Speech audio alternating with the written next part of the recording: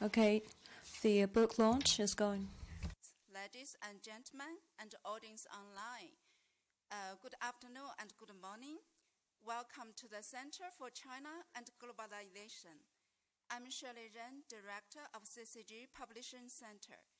Today is our great honor to host this book launch event in CCG. Now, please let me to invite Dr. Mabel Miao, Secretary General of CCG, to deliver the opening remarks. Welcome.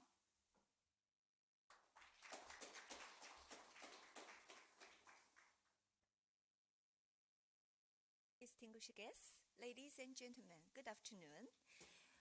Dear Professor Allison, Mr. Chen, Mr. Dreyer, good afternoon. Welcome to Center for China and Globalization. Welcome to CCG's book launch event. 尊敬的各位来宾 Distinguished ladies and gentlemen, and Professor Allison and Mr. Chen and Mr. Dreyer, good afternoon. Welcome to attend the book event. Released the book Escaping Thucydide'sTrap, Dialogue with Graham Allison on China and U.S. relations in both Chinese and English. The Chinese edition is published by CITIC Press Group, and the English edition is published by Springer Nature. 今天我们将发布一本重磅的图。Today we are going to launch the book, and this is the Escaping Thucydides' Trap, Dialogue with Graham Allison on China-U.S. relations, Chinese and English versions. And the Chinese version is published by CITIC Press Group, and English version is published by Springer Nature Group. It's one of the most often cited concepts when discussing the China and U.S. relationship, particularly since the publication of Professor Allison's book, Destined for War, Can America and China Escape Thucydides' Trap, in 2017. However, there's still a great deal of a misunderstanding about its real argument and implications. The book Escaping Thucydides' Trap, Dialogue with Graham Allison on China-U.S. relations, based on Dr. Huiyao Wan's in-depth discussions with Professor Graham Allison and Dr. Wan's research on Professor Allison's thoughts contained in the Belfer Center reports, as well as the articles and the interviews Allison has published, aims to introduce the idea of Thucydides' trap to a broader audience in an easily digestible format and address some misunderstandings about Professor Allison's argument and find ways to avoid such war between China and the U.S. We are thrilled to celebrate with you all today the launch of the Chinese English edition of this book. I would like to take this opportunity to express my sincere thanks to CITIC Press Group, 特别是中信出版社 Especially CITIC Group. Board of Directors of CITIC Press Group, and Mr. Jiang Yongjun, Vice Editor-in-Chief of CITIC Press Group, and my sincere thanks to Springer Nature, particularly Jacob Joer, Senior Editor of Springer Nature Group. Their support was invaluable to the publication of this book. I would also like to extend my sincere thanks to our dear Professor Graham Allison, who developed the concept of Thucydides' trap and the featured guest in this book, for your support on the birth of this book. Professor Allison is Dr. Wan's and my old friend. I remember when we in Harvard, I was a visiting scholar at Fairbanks Center of Harvard, and Henry, Dr. Wan was a senior fellow at Harvard Kennedy School from 2010 to 2011, and so on. We met Professor Allison at the time, and since then, we have been lucky enough to have many in-depth conversation with you in different occasions. I remember in Munich Security Conference in Davos, and the headquarters of Beijing of CCG, and the different places we conducted the dialogue, even including we visited you in Kennedy School of Harvard. So, Professor Allison, also CCG's old friend, participated in CCG's online discussions, which were part of our CCG Global Dialogue series. Other participants of CCG Global Dialogue series, including like Joseph Nye, Pascal Lamy, Thomas Friedman, and so on. We have published one book for Joseph Nye, the title Soft Power and Great Power Competition in both Chinese and English.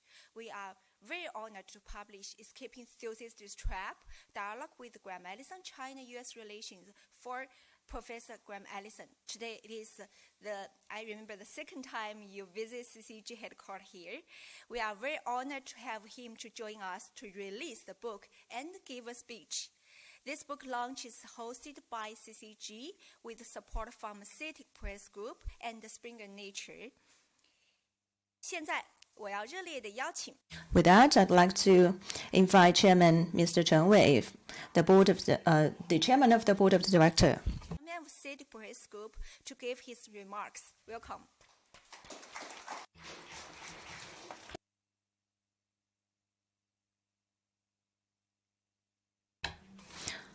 Distinguished Professor Allison, Dr. Wang Huiyao, dear friends and media friends, good afternoon and good morning. I'm very happy, together with Dr. Wang and Professor Allison, to attend this book launch event. And this is the first book launch for this book in the world. And congratulations to the successful launch of this book, and also many thanks to CCG. And in recent years, with the competition situation keep changing between China and the U.S., and we can see the frequent events of uncertainties taking place very frequently. And also, the U.S.-China's relation has become a very important part of the global issues. And also, in the understanding of the global affairs and global relations, the Thucydides''s'"trap, actually, its proposal has meant a lot. And in the book, the experts of international relations research and also the professor of the government at Harvard University and the founding dean of the Harvard John F. Kennedy School of Government actually proposed a lot of ideas regarding the Thucydides''s'"trap and regarding the international affairs, diplomatics, and the trading conflicts and global challenges. A lot of things has been covered, and in this book, it has been repeatedly called for to look at the competition relations between China and U.S. more calmly, so as to avoid the misunderstanding and misjudgment. And China-U.S. relation has one of the most important international relations. It has not only a lot to do with the economic relations, it also has a lot to do with the prosperity of all human beings at large. And also the purpose of understanding this trap is to avoid this trap. And we have to keep reserved and we have to keep calm so as to join hands between China and U.S., so as to march towards the future trajectories towards peace. And this is really good contribution to the world peace. And we're willing, together with Dr. Wang and Professor Allison, to witness the launch of this book and to witness that the diversity of the relations can help us to understand the possibility of the escaping of this trap, and the understanding and communication between both countries are possible. And in recent years, CITE Press Group has published a lot of very influential books, which also include the Designed for War, Can America and China Escape the Thucydides''s'"trap, as well as Li Kuan Yew and so on and so forth, which played a very important role for the peaceful relations between both countries. So now I'd like to give my many thanks to the support from CCG for the successful editing and also successful launch of this book, and also many care to all of the arena. And also the narrative systems and the storytelling about China is very important, and also very important mission of CITE Press Group. We have to honor the viewpoints from China towards the world at last. I sincerely hope that this book can bring more enlightening ideas to the readers, and we hope that more readers can understand the ideas of Professor Allison and this idea. Thank you very much.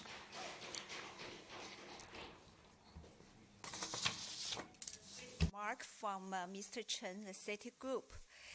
Actually, let's move to another distinguished guest. We know this book's English edition is published by Springer Nature. Let us welcome Mr. Jacob Dreher, Senior Editor of Springer Nature Group. Welcome.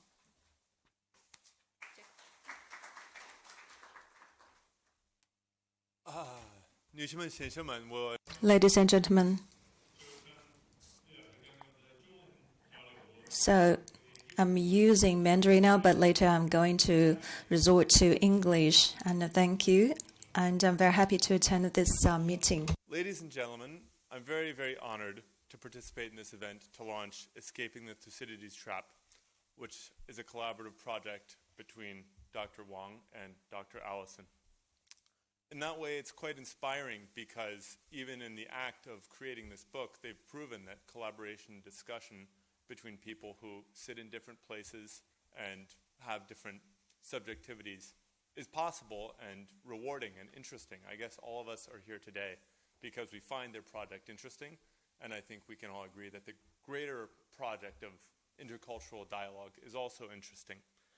Ever since the original Thucydides''Trap, which I remember reading at the time in an excerpt, I think in Foreign Affairs magazine, I've followed Dr. Allison's comments on U.S.-China relations, which have done so much to inform policymakers and ordinary people about the risks at hand and exactly what's going on. I think at the time, in 2017, these challenges somehow didn't seem so severe or grave to me. That was in the first year of the Trump administration, and in quite recent memory at the time, the U.S.-China relationship seemed not perfect, but all right during the late Obama years.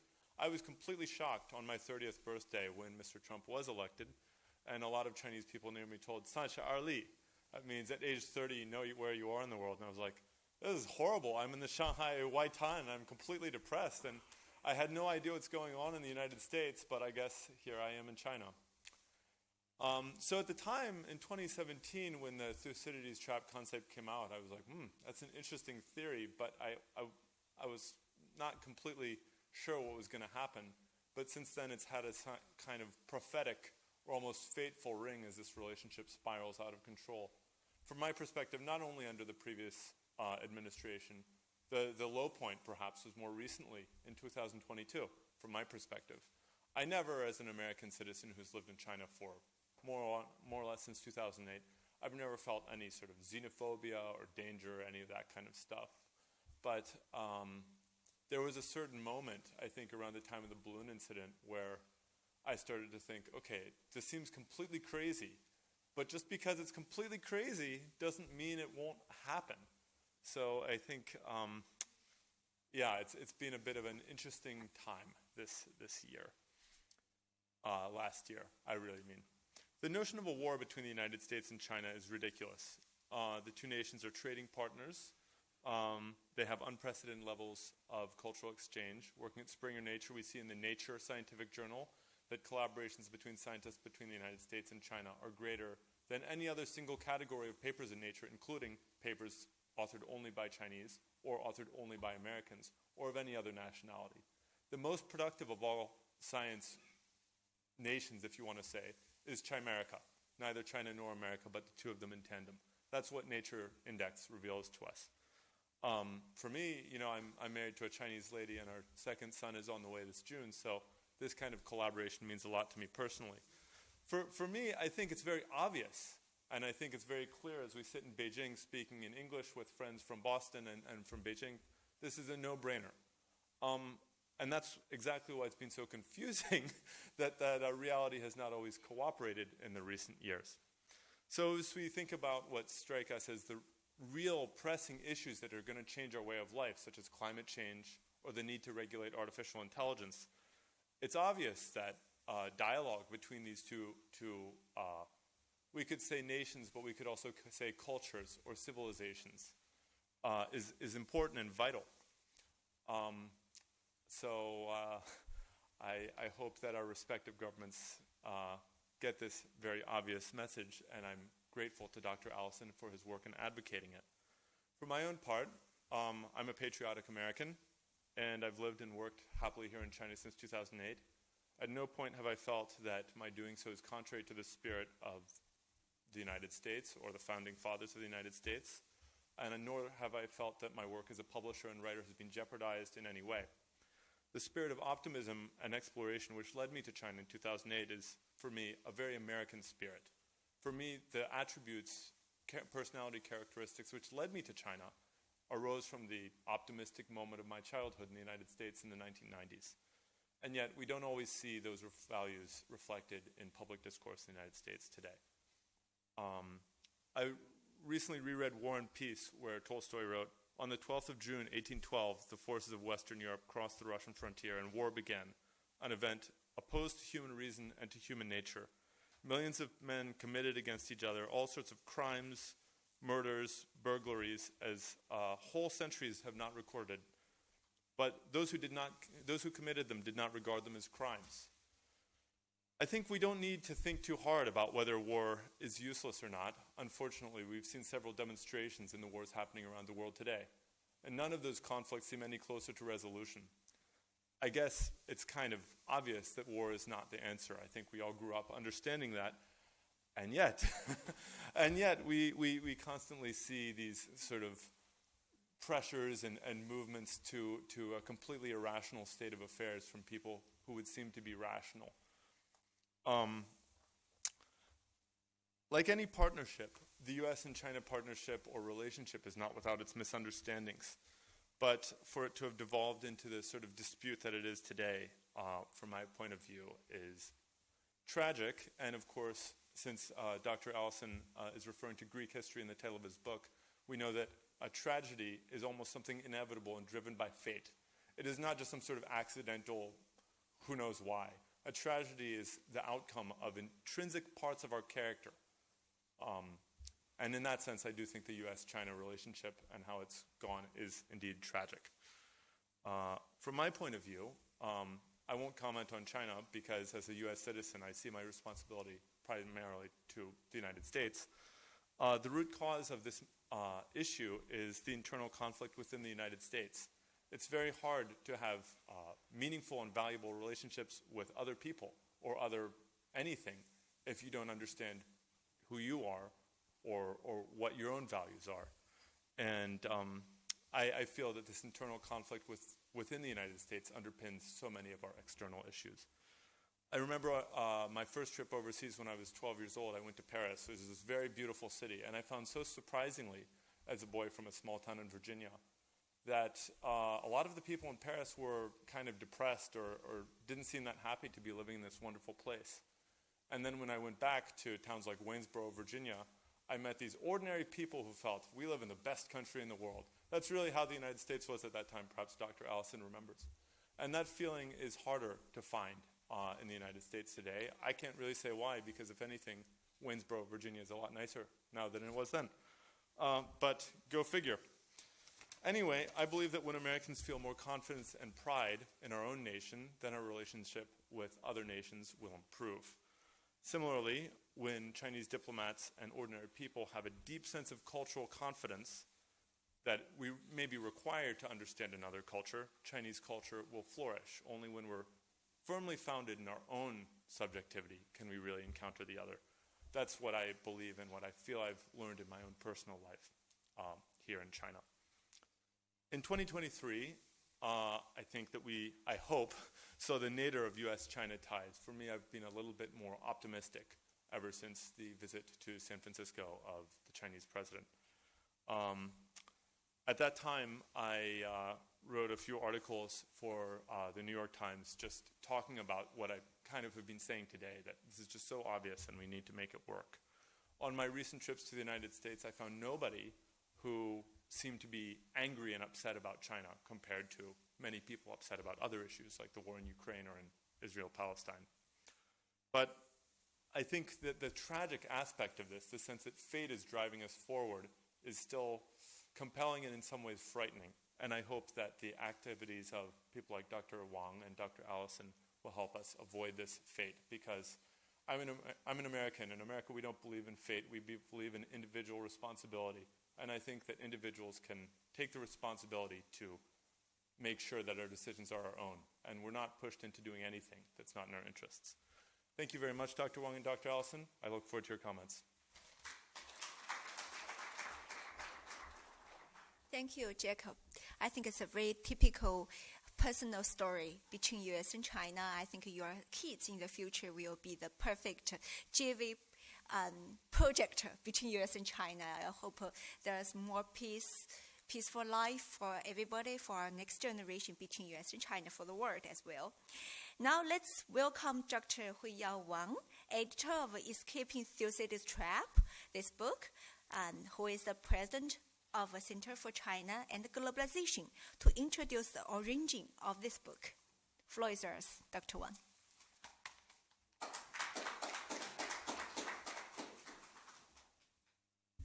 So, dear Graham and also Chairman Chen of CITIC Publishing Group, 还有我们今天来的这个所有的朋友们哈，我们的 CITIC 的讲。And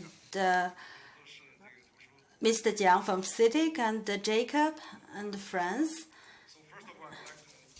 On behalf of Center for China Globalization, welcome Professor Graham Allison, also Chairman Chen and Jacob come to CCG, and also of course so many distinguished guests and scholars, Harvard alumni, journalists, and policymakers, to attend this event. We're very pleased to welcome all of you, and this is really a very exciting moment.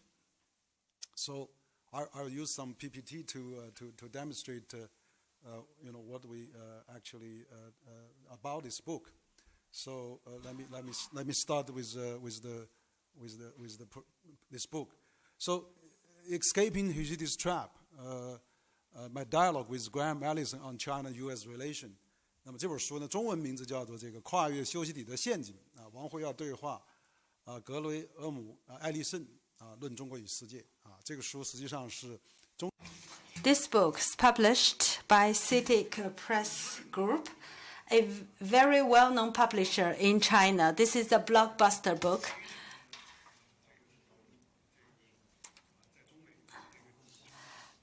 Published at the time when there is a lot of tension and uncertainty between China and the United States in terms of their bilateral relationship, and in the times of crisis.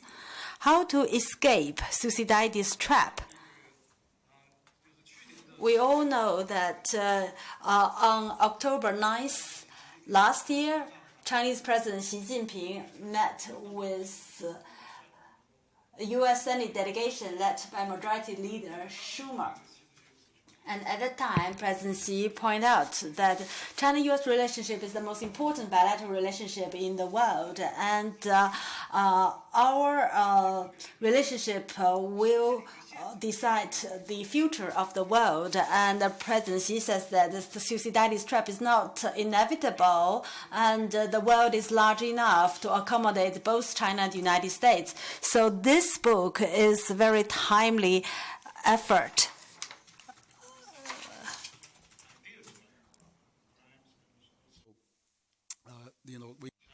She actually already said that. This is the earth is so big, and we can certainly accommodate China and U.S. to peacefully coexist, and we don't have to, necessarily follow the path of Thucydides'. So this is great. So this book is really a remarkable book that we hope that can stimulate some new thinking and new consensus that build between China and U.S. and for the world peace and prosperity. As you all know, U.S.-China relationship is arguably the most important bilateral relationship of this century, as President Xi mentioned a number of times.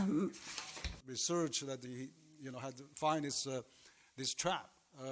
So it's really talk about the rising power and also the relation between the existing power, how that going to sometimes, if not careful, may lead to a conflict. So he has his first book on this issue. So 这个Graham 教授在他的第一 In his first book, Professor Allison warns us in his first book, Destined for War, Can China and the United States Escape Thucydides' Trap?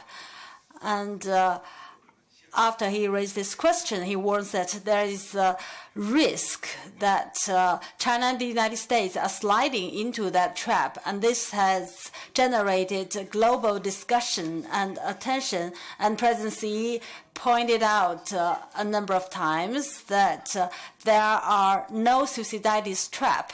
However, miscalculation of major powers may lead to Thucydides trap. And with the rising of global south and escalating geopolitical tensions, the U.S.-China relationship has become increasingly complex and is exacerbated by trade disputes, global challenges, the chips issue, etc.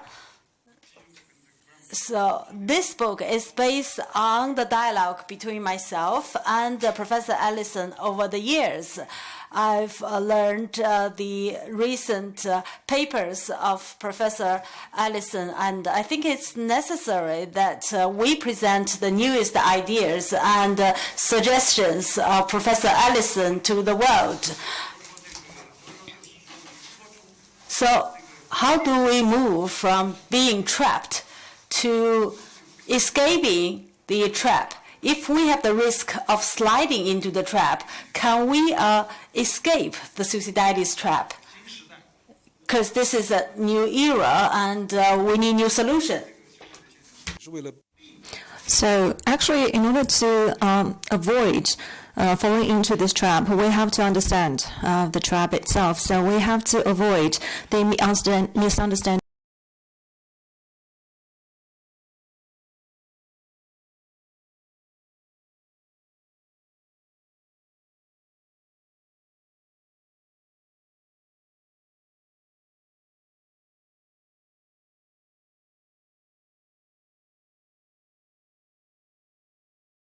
To witness and attend this launch. It is very meaningful. So I've been engaged with Professor Allison for many, many occasions, and as early as in 2019, March 2019, this is a CCG roundtable discussion between Harvard University and also CCG, and that is a really great beginning of the official engagement. And second time is such a very grand party.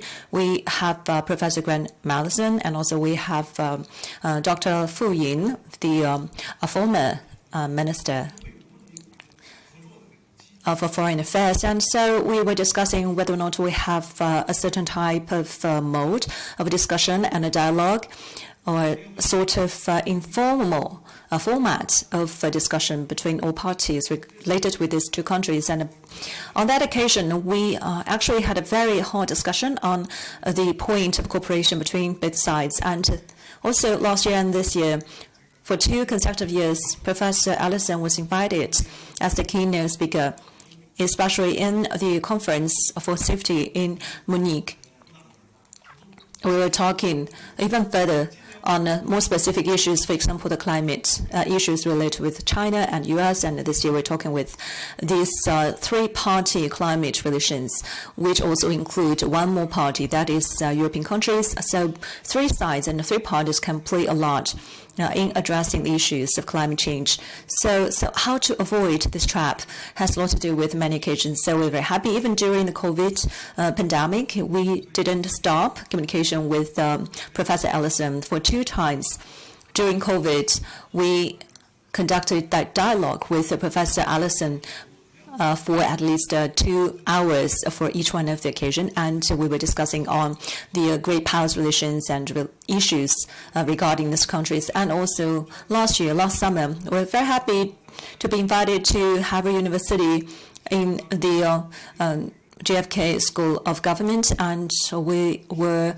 having very happy dialogue with Allison, Professor Allison, in person. So we agreed that China and the U.S. need to cooperate, and both sides need to communicate to intensify the area of cooperation in the future, or the momentum of cooperation. And in this book, we touch upon a lot of issues and topics.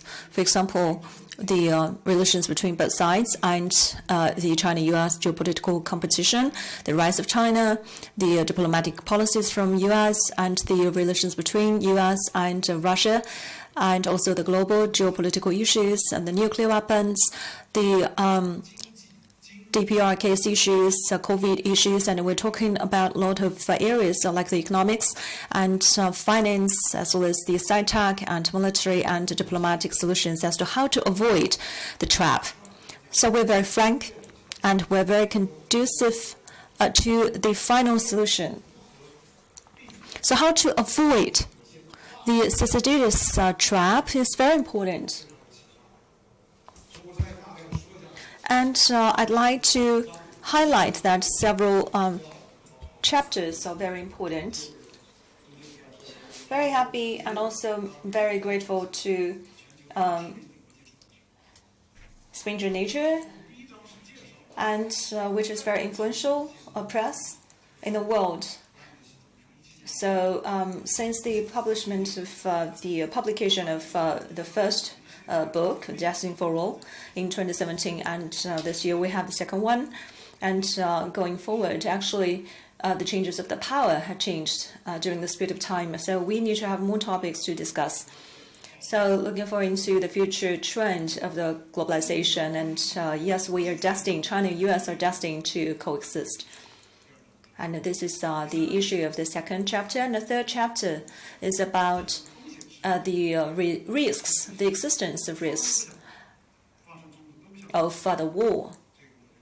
But both sides have something to do to avoid the war. And the fourth chapter is about the avenues of the escape, and some suggestions and some ideas and advices were raised from the history. So it means that we must summarize the experiences and lessons from the history, and also we have to actually escape or to cross over the trap. There are more details from the book to offer in each one of the chapters, especially, for example, the first chapter, the reason as to how the war happened, or what is the root causes of the Peloponnese War, as well as the significance that we can learn to avoid the trap, and also the eradication of the poverty from China. What lessons could be offered from this poverty alleviation from China, and what does it mean for the overall trend of the development in the world, and what can be done to avoid the Cold War or to mitigate the Cold War possibilities, and actually the rise of China affect U.S. And these are all described and explained in this chapter. As well, we can see the relative economic power have been changed between both countries. So in this book, we can see a lot of answers, and like the financial competitions between both sides, and the international reserve currency, which is dominated by U.S. dollars. But right now, the RMB internationalization become trendy and is going to be promising in the future. What would be the implications from this trend? Like, for example, this is the competition in terms of the military forces, and how to avoid the excessive competition in this regard. And also, what can we do within our range to avoid the excessive competition? And we can use the pathway of diplomatic resolutions. And previously, we have published Professor Joseph Nye's book regarding the soft power, also about the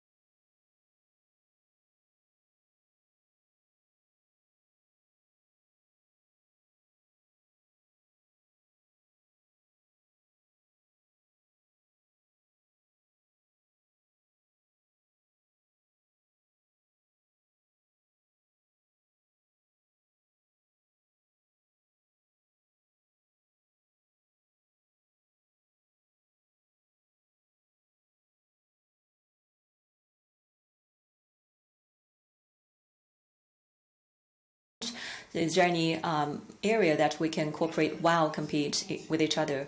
And there is some afterword beyond Thucydides' trap.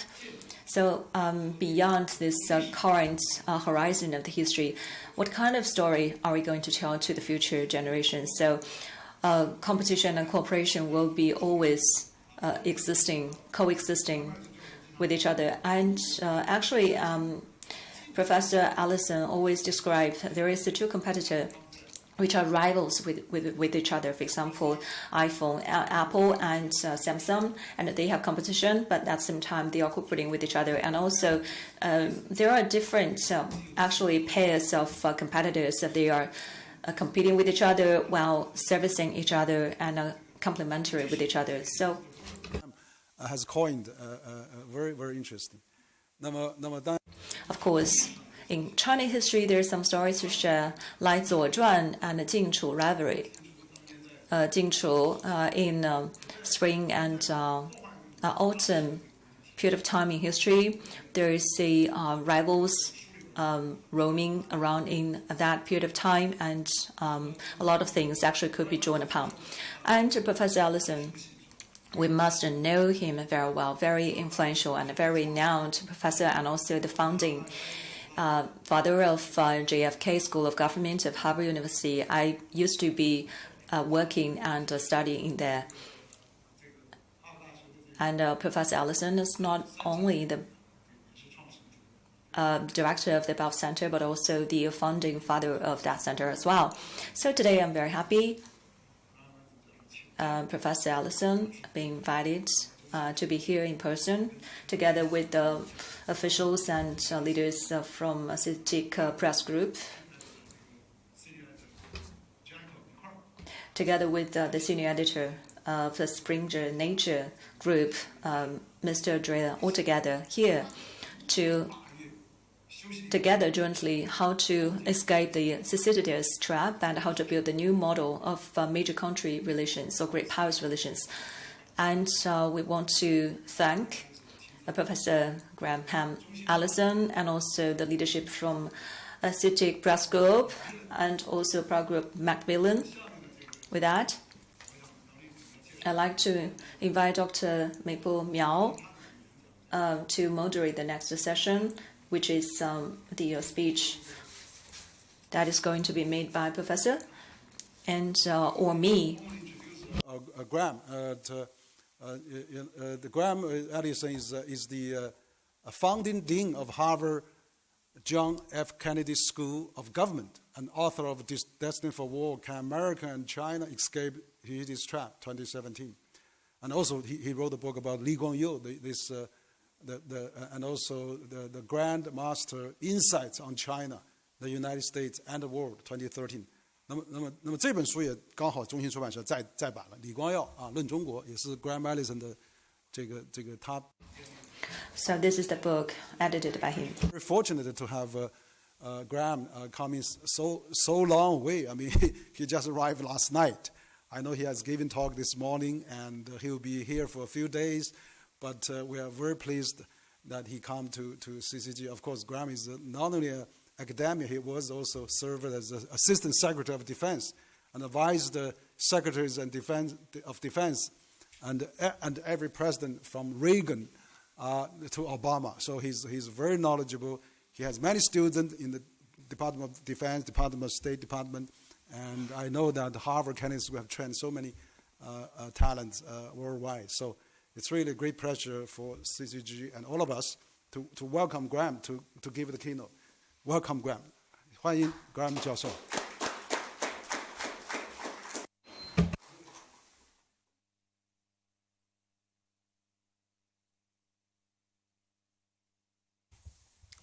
So thank you very much. I think almost everything has been said. I'll try to be brief, since I'll be interested in the questions and discussion. But let me say a special word of thanks to Henry and CCG and to CITIC for bringing out what I think is a quite remarkable volume. Henry sent me a copy last week in Boston, and I opened it up to look through it. I think I had never quite figured out how you were going to make this work, but I think you did, because by taking sharp questions and then weeding through whatever has been, since Destined for War was published in 2017, and interviews and others, and getting short answers, pithy answers, I think you make a very lively read in just over 100 pages. So I'd say congratulations on the book, and for those of you who haven't had a chance to look at it, I suspect you'll find it interesting. That it's just, a question that you're interested in, and then in 2 pages or 1 page and a half, you get a short version of the answer. So what I thought I would do is introduce just a few ideas here. If we take the next slide here. Thucydidees'sTrap, as Henry said, has the first actually international leader who picked up the idea and was very interested in it was Xi Jinping.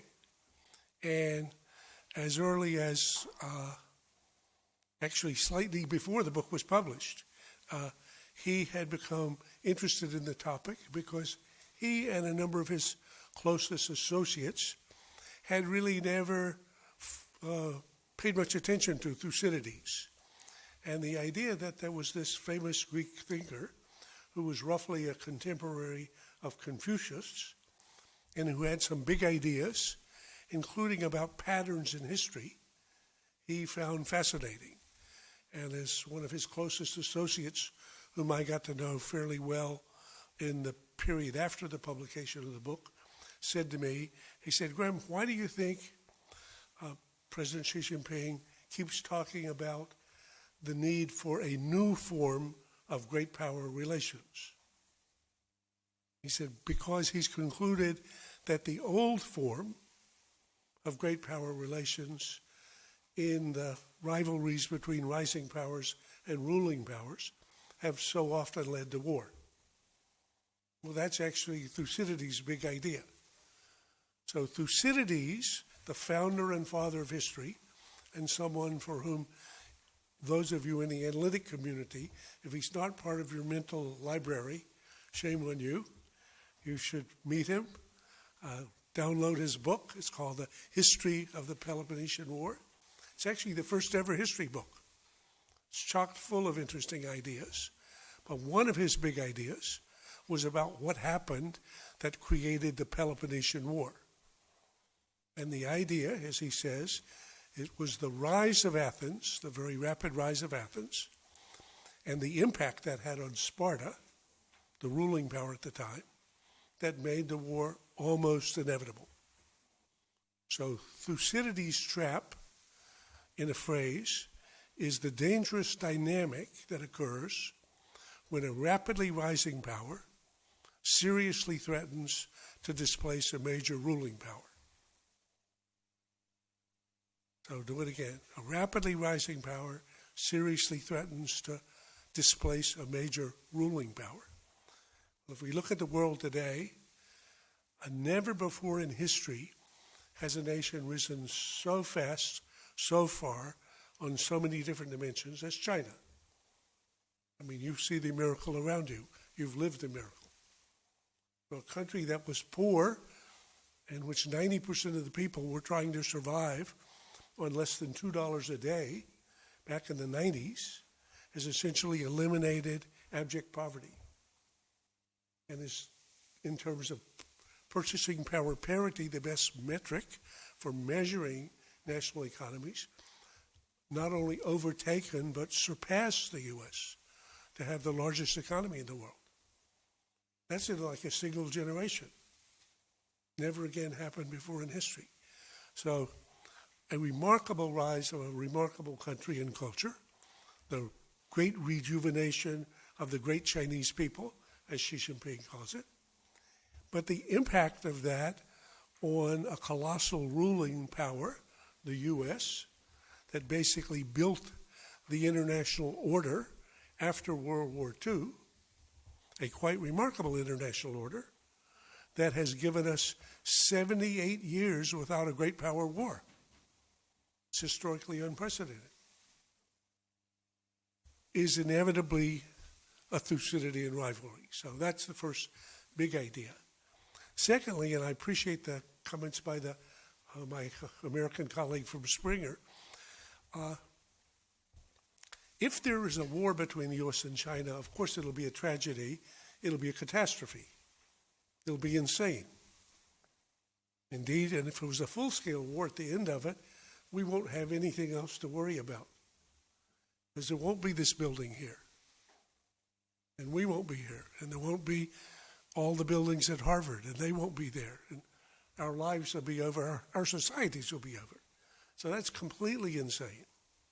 Okay, but history is full of wars that made no sense, and that's why your Tolstoy quote is a good one. So the sense of tragedy, though, that the Greek dramatists, in which there was not just fate but an inevitable fate, is something that, interestingly, Thucydides disagreed with.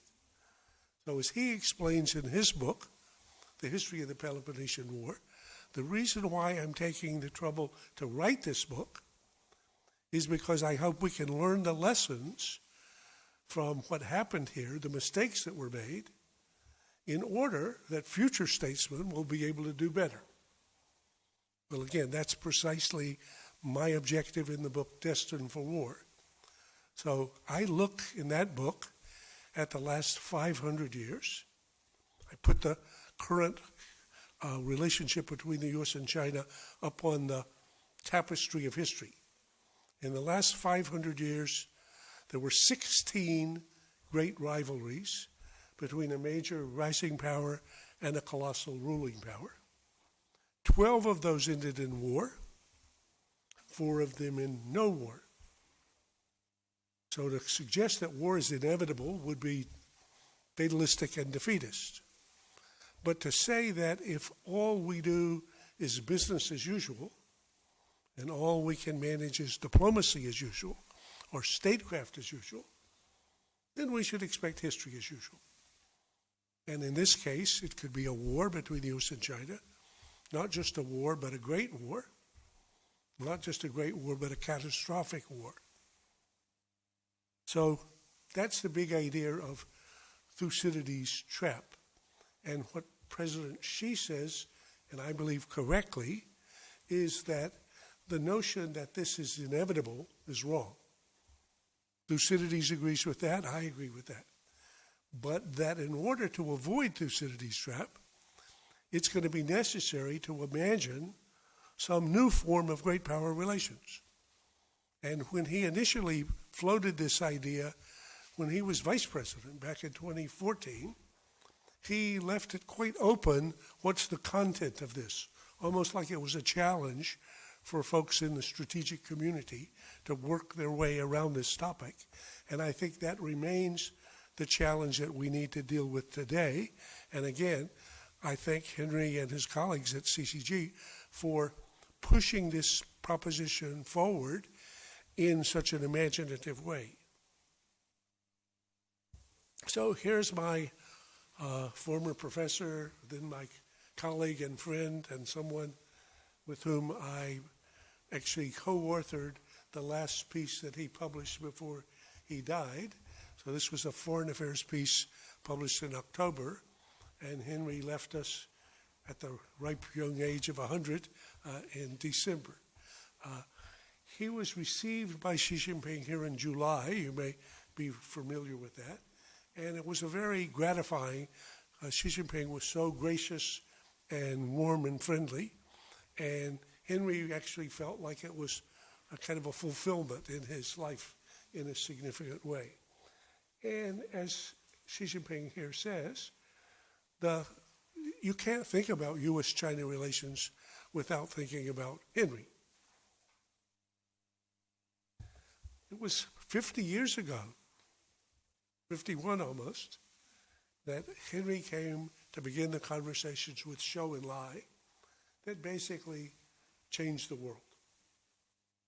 Established relations between two great states, relations that have been essential to what we've seen in the world since then. And with lots of interesting clues and lessons from them. So here's the piece that Henry and I published in October called AI and the Path to Arms Control, or the path to some constraints on the potentially most dangerous applications of AI. And I would say modestly, it's a pretty good piece. So it has lots of interesting ideas in it.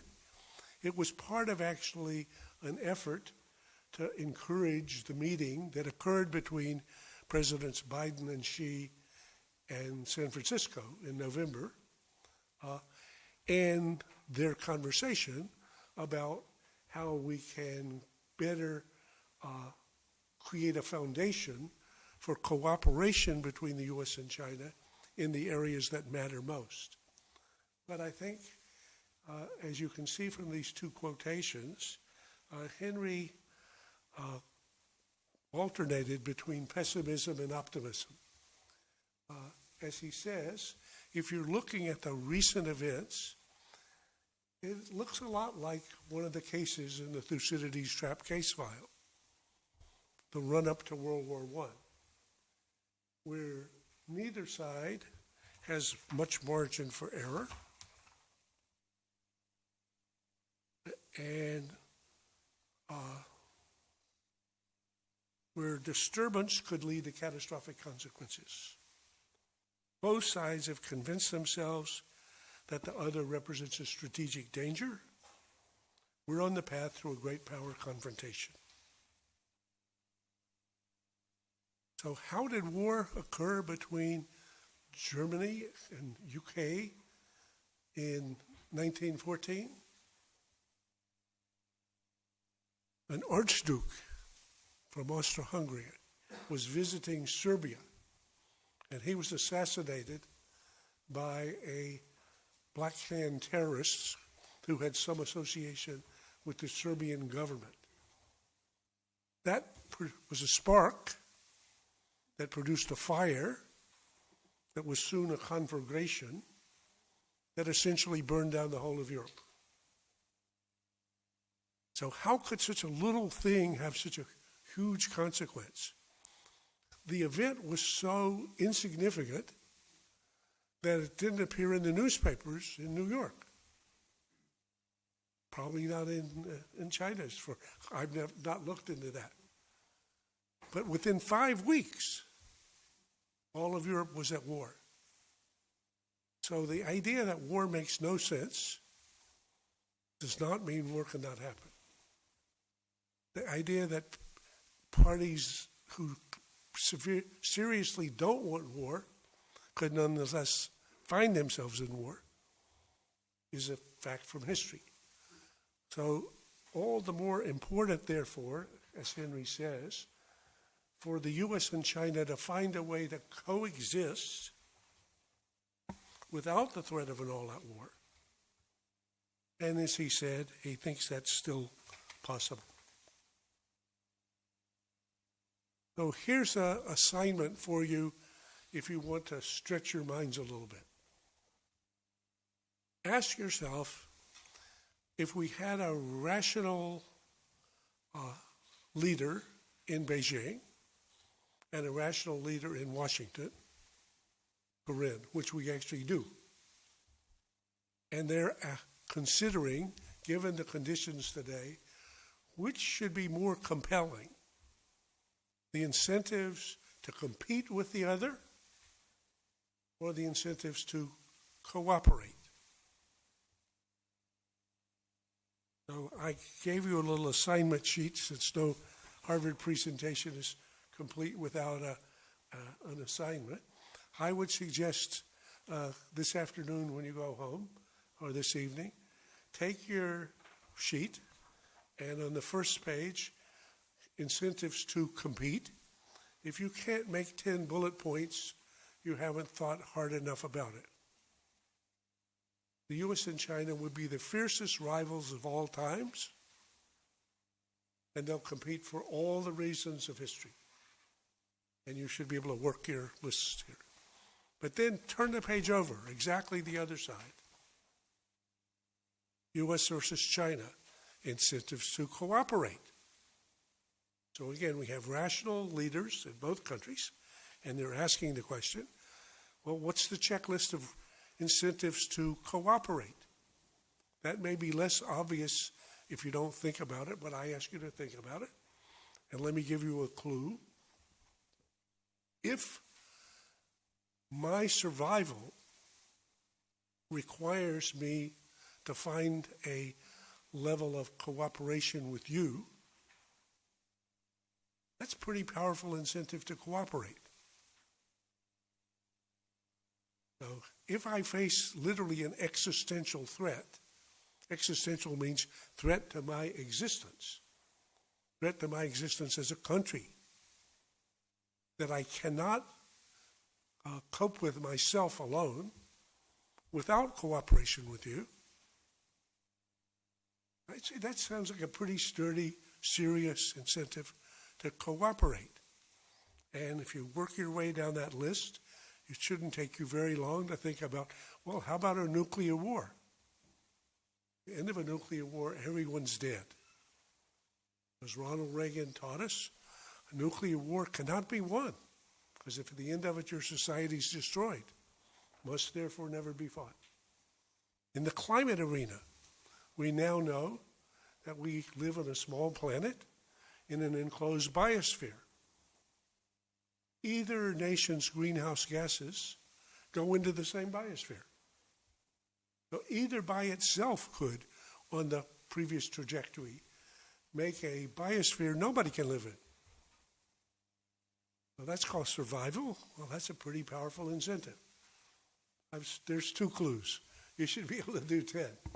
So which side? The incentives to compete, incentives to cooperate. And my belief is that the answer is both.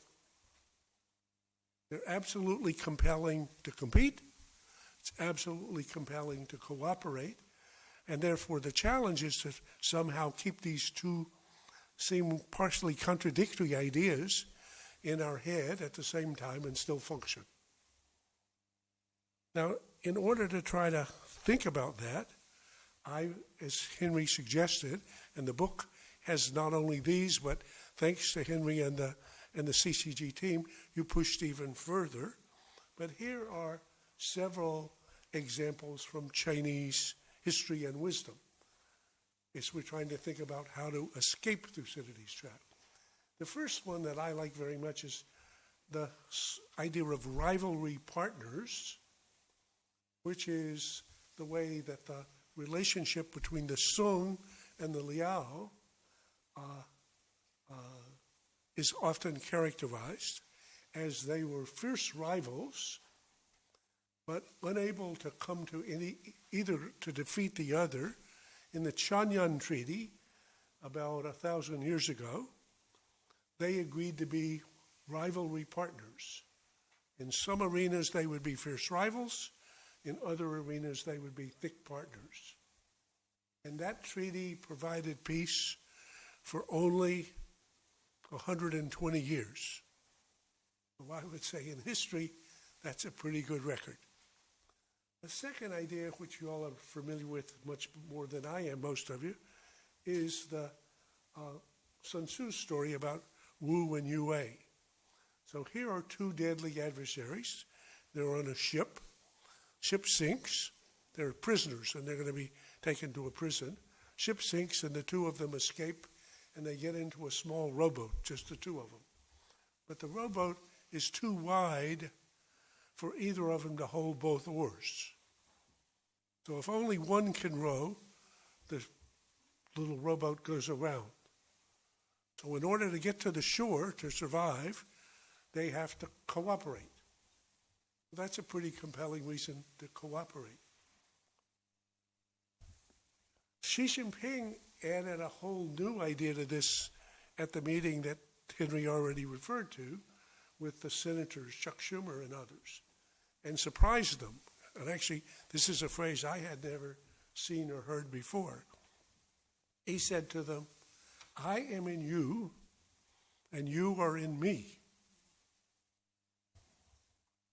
Excuse me, what does that mean? Okay, Chinese will understand it better than an American, and the senators hardly knew how to interpret this. But the idea that I am in you and you are in me, well, that's a level of complexity and subtlety that escapes most Americans, who are more simplistic. So we like more things black and white or either or. But I think correctly, life is more complicated. So I think it's a very interesting idea there. And then finally, you're familiar with yin yang and the ideas in, again, Chinese civilization of having contradictions between a thesis and antithesis that gets resolved in the synthesis, which then leads to the next round. But again, levels of subtlety and complexity. So just to conclude, so what the book does is begin struggling with the notion how to escape Thucydides' trap. Does not have a fixed solution. Indeed, I think what's happening currently, as you can see both in the American government and in the Chinese government, is people are stretching for what Kissinger called a strategic concept. Some concept that'll help us understand how you can both be competing and cooperating at the same time. That was something that Kissinger and Xi Jinping talked about in their meeting in August.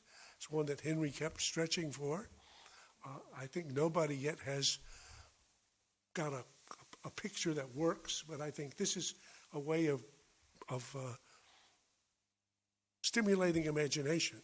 And I think the challenge over the next period will be for leaders in both countries to find ways of both conceptualizing this and then operationalizing it in their policies. So to end on an up note, I would say the good news for me about what's happened in U.S.-Chinese relations recently, which was already referred to, was what was achieved by Presidents Xi and Biden in San Francisco, in which they demonstrated that two rational leaders can sit down and talk at great length, privately, candidly, without this becoming public, about the things that matter to them most, including that war between the two countries would be catastrophic and each of them understand it, about ways in which that might happen, for example, over Taiwan, and about what actions they would take to ensure that doesn't happen. So what was done there, I think, not just put a floor under what was previously a spiraling, deteriorating relationship, it actually produced a foundation, a pretty stable foundation on which we can now, I think, build something sustainable. But again, in doing that, we're going to have to conceptualize this set of seeming contradictions. So again, to conclude, I would just say, Henry, thanks to you and CITIC and the team for an impressive product, and I look forward to the continuing discussion.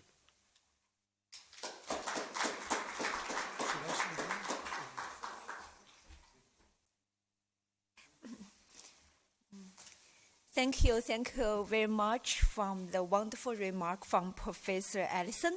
Your views and reflection are really inspiring and stimulating, always.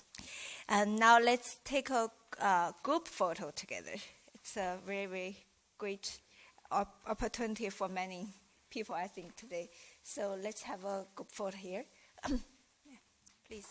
我们现在一起有一个合影，请。 Yes, we can have a group photo here. And also we have the leader from City Press Group, and we have the senior editor from Springer Nature Group. So please come to the stage for the group photo.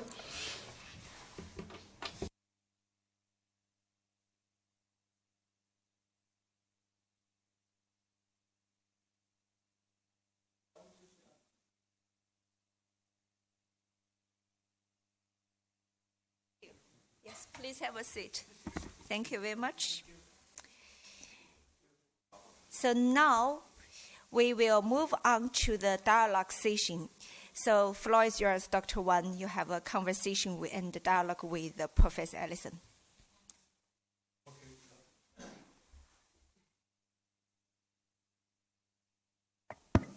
Okay, good afternoon and also good day. And so we're going to start our CCG Global Dialogue. And since 2021, we actually made almost 100 dialogues with different global opinion leaders and great global thinkers. And Graham Allison has been twice on our global CCG Global Dialogue. So we are very pleased again today. We come to CCG and have another occasion to have a global dialogue with Professor Graham Allison on the occasion of this new book, Escaping Thucydides' Trap, my dialogue with Graham Allison. So it's really fascinating. And also, of course, I mean, Graham, we probably need another more introduction for our present audience, but I think for the online audience, I just want to introduce him again. And Professor Graham Allison is the Douglas Dillon Professor of the Government at Harvard Kennedy School, and he's the founding dean of Harvard Kennedy School, which is a visionary for doing that, and he's former director of Belf Center for Science and International Affairs. And also, Professor Graham Allison has served as a key position in the government of the U.S., including the Assistant Secretary of Defense in the Clinton administration, and also Special Advisor of Defense, of Secretary of Defense under the President Reagan. So he has also continuous advice in the government. And of course, Graham Allison is a great friend of China, and he has been traveled many times to China, has actually been to CCG, and I recently been able to, work and talk with Professor Graham Allison for the last decade and more. And just recently, we met almost every month. We met in Davos, in the Munich Security Conference, now March, now at CCG. So today we're going to talk about this book. Professor Allison's famous work, Destined for War, Can America and China Escape Thucydides' Trap? That book was published in 2017. And so his view has generated enormous global attention and global debate, but also a global awareness of how dangerous could be if we did not follow the right path of avoiding this conflict. So we have published this book, largely based on our dialogues, but also many thought that Graham has published recently, and the interviews and articles that he has. So the book is actually to introduce, how we can find ways to escape the trap, and also we published that in both Chinese and English. And today is the occasion that we had published for the both editions, which is great. We thank Macmillan, Palgrave, and also CITIC Press for collaborating on this great book. So Graham, now we probably will come to you, and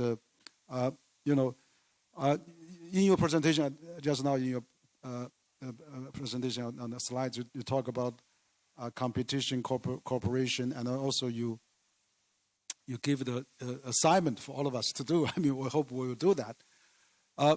So we are now living in a very different world now, and of course we are living in a nuclear age.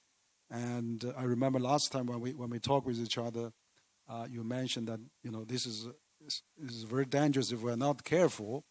If we have getting into the hot war, Boston would be gone, Beijing would be gone, and Washington would be gone.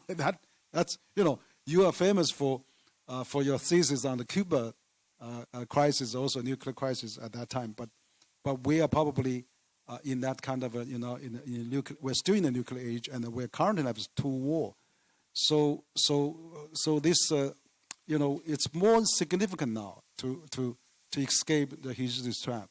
So given the contemporary conditions, and of course a lot of people also said that maybe we talk about the Thucydides' trap. Are we going to talk us into the self-fulfilling prophecy on that? but seriously, how can we make people more aware of this, and maybe what are the really risks that are facing us? I mean, we have to, we're particularly on this Ukraine, war, and also Gaza war going on, and so how do you see the world today? And are we at the brink of a third world war now? So I mean, Thucydides' trap is really getting close now. So how can we assess the global situation and avoid the Thucydides' trap? So Graham, please. Oh, thank you. Is this one? Good. So again, thank you, Henry and CCG, for such a good job in producing the book. And I thank you. I was surprised when reading through it how coherent you had made the answers to the questions. So I appreciate that. Chinese, I don't know enough about the current. I know many Chinese very well, but I don't know in the broad sweep how many Chinese have much appreciation of history. In the U.S., it's often said we live in the United States of amnesia. So people think if something didn't happen in my lifetime, it couldn't happen. So if you say, well, there could be a war, no, war is obsolete. How about a real war in Europe? Most Europeans couldn't believe it until all of a sudden they find Putin invading Ukraine. And now, as you saw at Munich, there's this kind of wake-up going on across Europe as people think, oh my God, there really are tanks and planes and missiles that they're exploding and killing people and destroying. So again, the idea of a great power war seems the most, when I talk to students at Harvard, oh, that couldn't happen. It hasn't happened in my lifetime, as if that was dispositive. Or hasn't happened even in my parents' lifetime. Well, that means it couldn't happen? No, absolutely not. Well, how about nuclear weapons and the use of nuclear weapons? That must be obsolete, or that's forbidden. It was taboo. Taboos are never broken. Well, I would say it's very hard to get people to think seriously about what are clearly real, undeniable risks in the international security environment. So, was it a real serious threat when Putin began talking about conducting tactical nuclear weapon strikes on Ukraine back in October, November 2022, after the invasion, but then once it stalled? The American intelligence community concluded the chance was about 50-50. So, doing it again. It's about a 50% chance that Putin would have conducted nuclear strikes. The Chinese intelligence community, I don't know what they concluded, but in any case, as they thought about this, in a collaborative action between both the U.S. and China, Xi Jinping then issued a public warning saying, we oppose any threat or use of nuclear weapons. And before he made such a public statement, this was when Chancellor Schultz was here in November of 22, he obviously called Putin, with whom he has a very close relationship, and said, I've thought about this. I think this is not a good idea. Not a good idea for China. And my wish list, working with the U.S. government on the side, the thing I wished for most was that China would suggest to Putin why this was a bad idea. So that's another interesting example of how certainly thoughtful, serious leaders are taking seriously the possibility that one thing could lead to the other, that would lead to a war, even a great power war. Second example, so the fact that Biden and Xi met in San Francisco took out, in the midst of a campaign in which there's obviously no political advantage to being friendly to China. Indeed, there's every political advantage for who can bash China more dramatically. That Biden took out a long day to spend with Xi Jinping, in which they would talk privately about what they really thought mattered. And that included war, Taiwan, AI, climate, the overall relationship. We don't know even all the topics. We certainly don't know what they said to each other. Again, I regard that as great. If you're going to have serious relations between countries, you have to have private, candid, secure conversations between them, starting with the leaders. But if I now watch and see what happened since that meeting, you can infer a little bit about the conversation. So we've been through a very rocky period over Taiwan with the elections and the election of a new president who has many inclinations towards trying to declare a more independent Taiwan. But if I watch the behavior of both the Chinese government and the American government, it's been very restrained, almost as if it had been choreographed a little bit. Well, I usually try to read the tea leaves and see what's to interpret.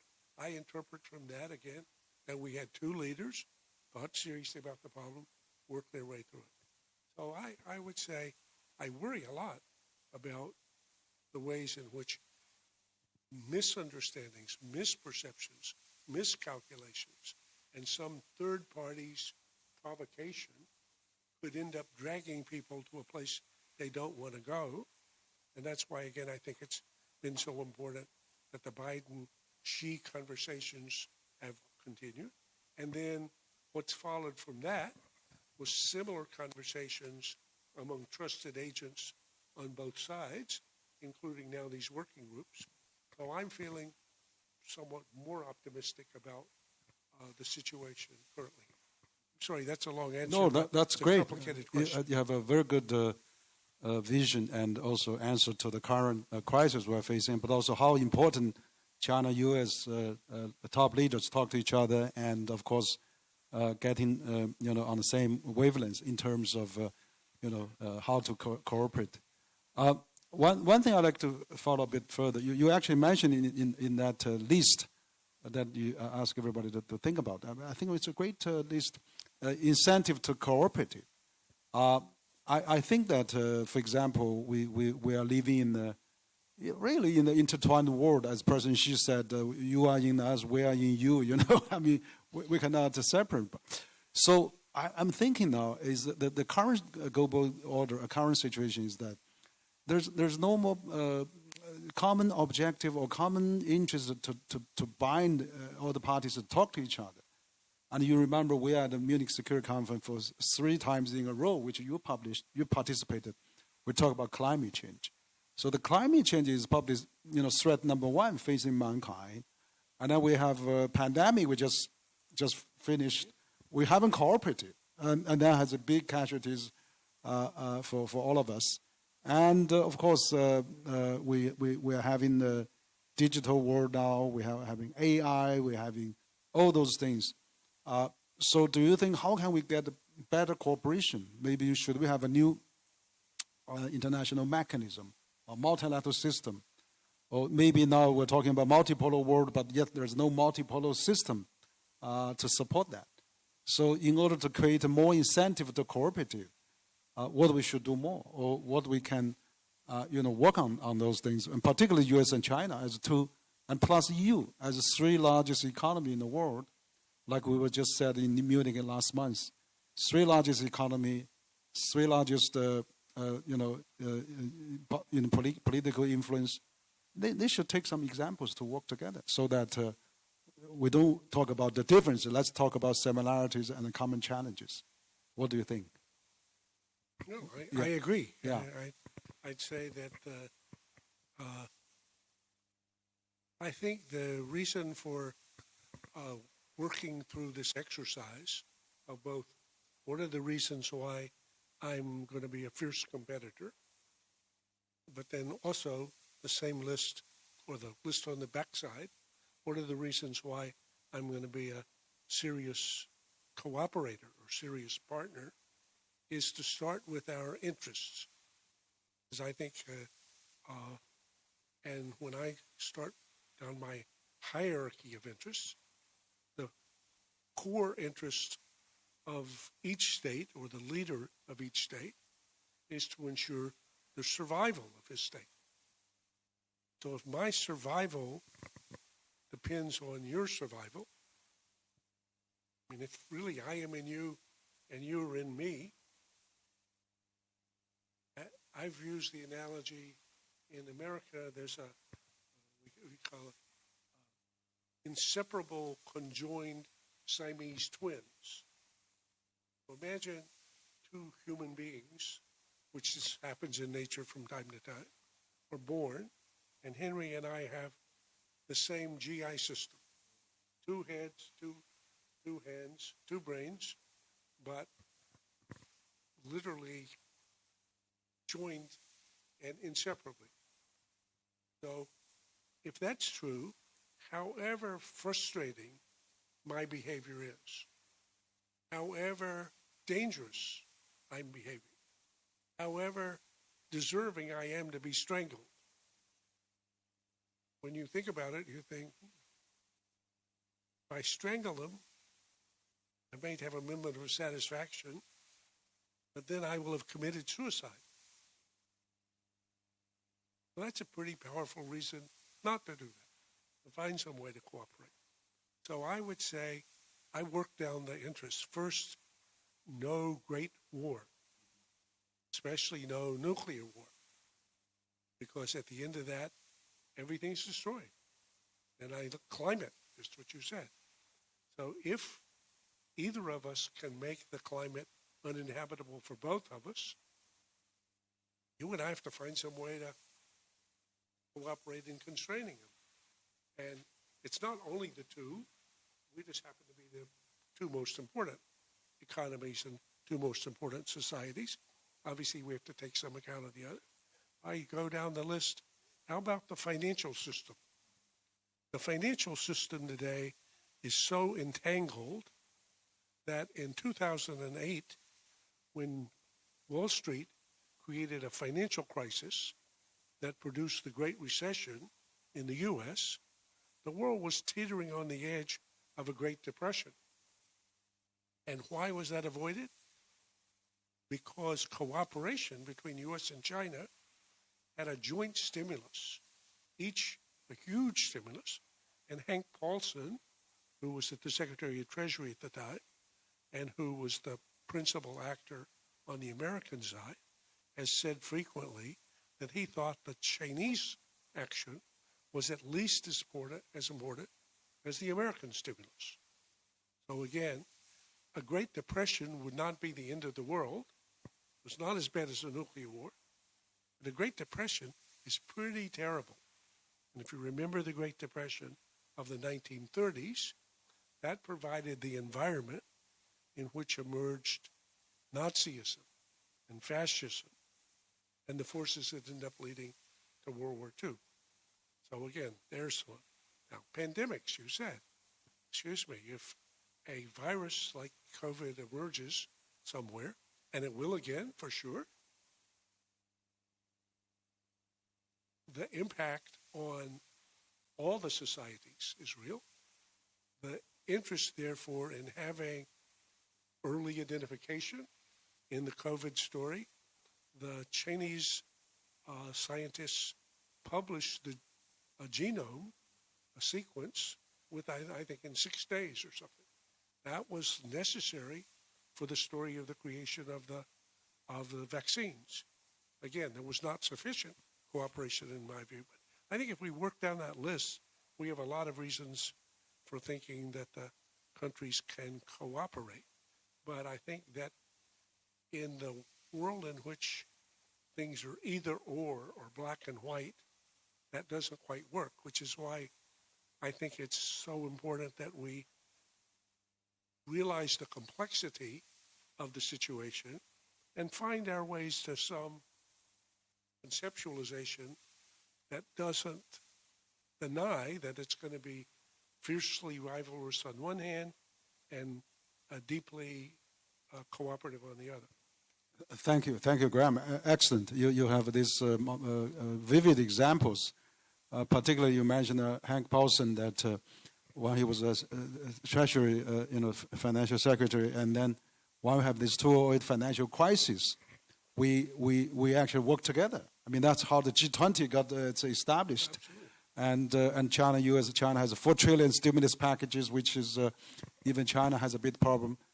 China continued even also during the early Asian financial crisis. China didn't devalue RMB. So absolutely, we are in the same boat. 190 countries, like President Xi said, we are in the same boat. We sink and float together. So we have to work with each other. Now, given the time, I have a last question before we open to our journalist friends. I received your article when you sent it to me, published on the Foreign Affairs with Henry Kissinger.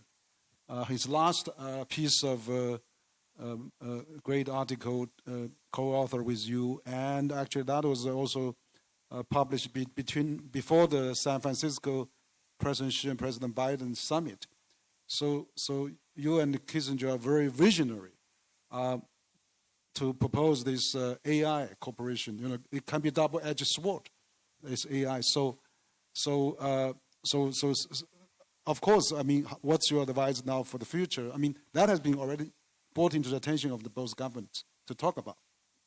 But maybe the world should pay more attention. Also, I really appreciate you mentioned about Kissinger also during your presentation. Now, Dr. Henry Kissinger has passed away. Where's the new Kissinger?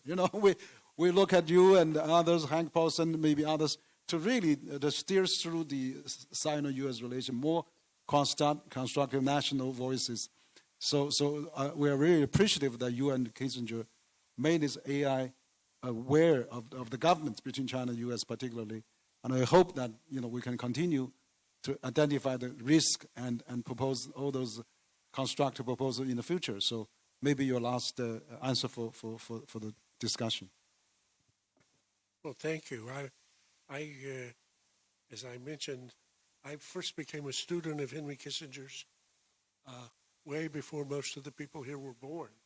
I enrolled in his class when I was a graduate student at Harvard in 1965.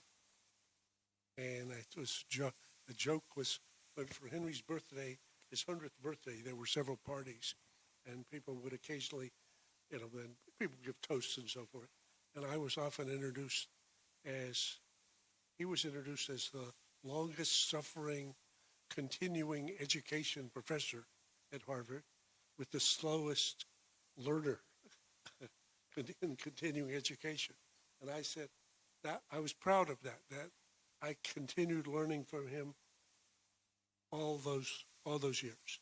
And I never had any encounter with him that I didn't learn a lot. And then we became colleagues and friends and even co-authors, as you said.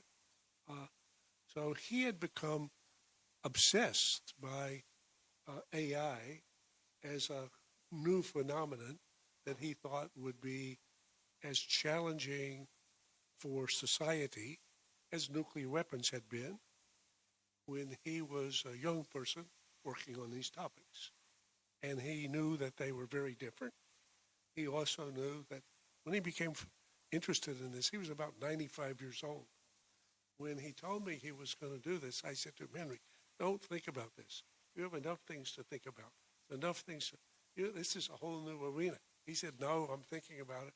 Fortunately, Eric Schmidt, the guy who had been the chief executive of Google and who had been interested in AI, agreed to become like a tutor for both Henry and me.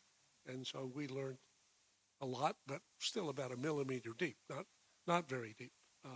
But nonetheless, I think he rightly identified the possibilities of applications of AI that could have seriously catastrophic consequences for not only each society, but for mankind. And so how to put your head around that? The article struggles with that. And it suggests that, on the one hand, it's attempting to say, this is impossible. I mean, never is a technology advanced at such a rate as AI is currently advancing. I had lunch today with one of the AI leaders here in China, and trying to understand how he sees what's happening. But certainly, if you look in the American story, companies are doing everything they can to jump ahead of the other one.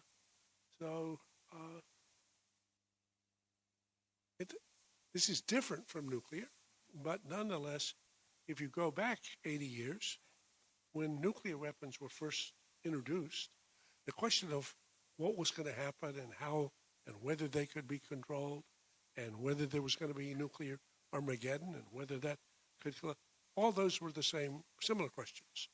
And lo and behold, as a result of strategic imagination, statecraft, stick-to-itiveness, over the last 78 years, we've not seen a single nuclear weapon used in war.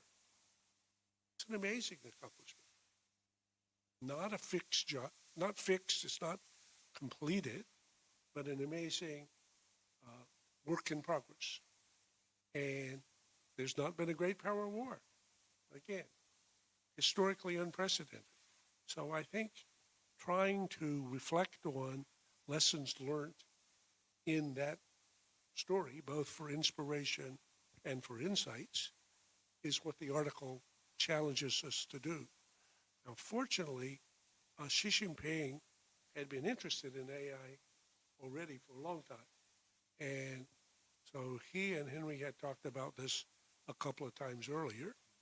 And so they had a very serious conversation about it in the visit in August. And then that informed this piece that we wrote and helped nudge the meeting that occurred. And it seems to me that in that meeting and the conversations, they were clearly two serious leaders who take the challenge seriously. They agreed then to encourage early conversations both between some of their trusted agents, because obviously in China, the Chinese government is trying to make sure that in the development of AI, there are no rogue actors applying this in a way that could have catastrophic consequences for China. And in the U.S., the U.S. government is trying to do the same thing. So obviously we have some interest in this, talking about what are you doing and what am I doing and what works and what doesn't work. In the nuclear arena, even though the U.S. and the Soviet Union at the time were the superpowers, and they were deadly adversaries, they could agree that it would be better that there were not more nuclear weapon states. So basically, the non-proliferation regime limited the number of new nuclear weapon states to prevent a world nuclear anarchy. Well, today, there are two AI superpowers. Could they slow the development of AI or the proliferation of AI, especially large language models that could have the most dangerous application? Maybe. That would be difficult, but not impossible. So it seems to me that this is a topic that needs to be pushed ahead in the conversations, and there will be, as there already are, some track 2 conversations. There'll be academics working on it in both China, and I was at Tsinghua this morning, and Sui Lan, who's there, has been part of these conversations. So I would suspect that's the path ahead, and if the nuclear analogy is helpful, in the early conversations, between the parties. They were very exploratory. It didn't lead to any particular conclusions.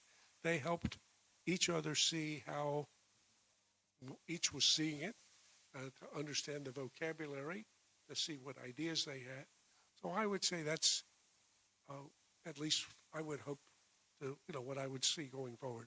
Okay, great. I think this is really visionary. I think that you and Henry Kissinger proposed this AI concept, and also I'm glad that President Xi, President Biden talked about that, and President Xi also talked to Henry Kissinger, as you mentioned. So this is really getting the attention of the world, and if U.S. and China can collaborate on that to prevent the damage side, on the side effect of AI, we will probably in a better and safe world. So thank you. We hope that you will carry on Kissinger's spirit and be a great supporter and promoter, and of course a great contributor to the American-China relations. So I think we probably conclude the dialogue part, which is a dialogue about our new book, How to Escape Thucydides' Trap, that Professor Graham Allison joined this CCG book launching event. I'm Henry Wang. I'm the founder and president of Center for China Globalization, and thank all of you for coming. And before I leave, I would like to, I know you probably talk about Henry Kissinger's birthday. You have a birthday tomorrow. As I hope we have a panda gift for you. And so we just give it to show our appreciation for coming to CCG. Yeah.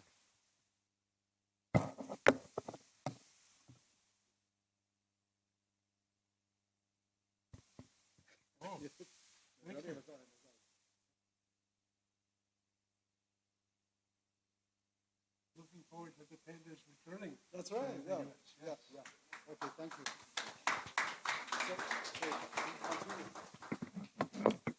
You have some Q&A from some. And thank you so much. The very fantastic dialogue between Professor Allison and Dr. Wang. And right now, the floor is open to the questions. We would like to take questions from our media. Today, there are so many international media and domestic media would like to ask questions. So maybe I know the question from Yang Shi Yuan Tan Tian.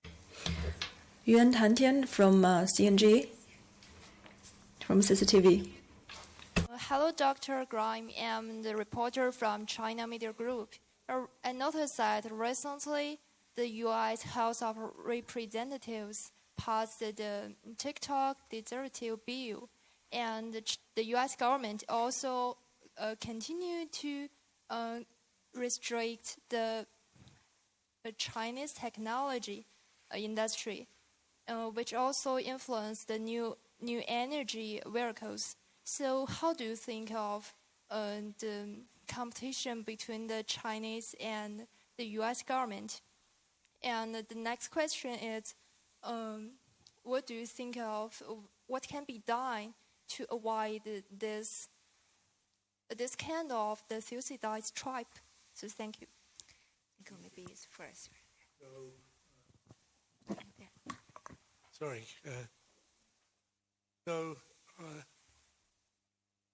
In the technology arena, we should expect the rivalry to become more intense. And one sees that in part in the attempt by the U.S. to constrain the exports of the most advanced semiconductors, which is already having some impact on the development of AI here in China.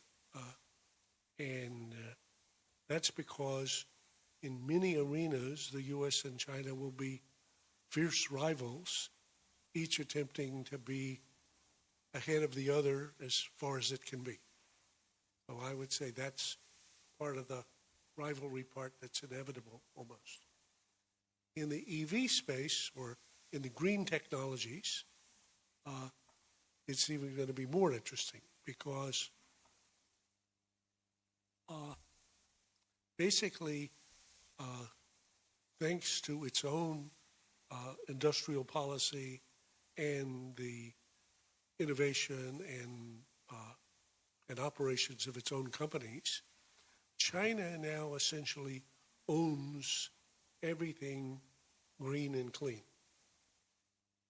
So I wrote a piece, actually, I don't think it's in this book, but it was after, called America's Green Future Will Be Red.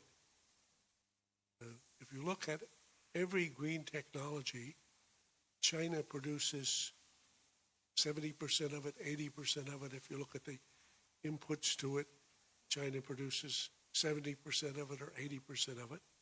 So take, for example, solar panels.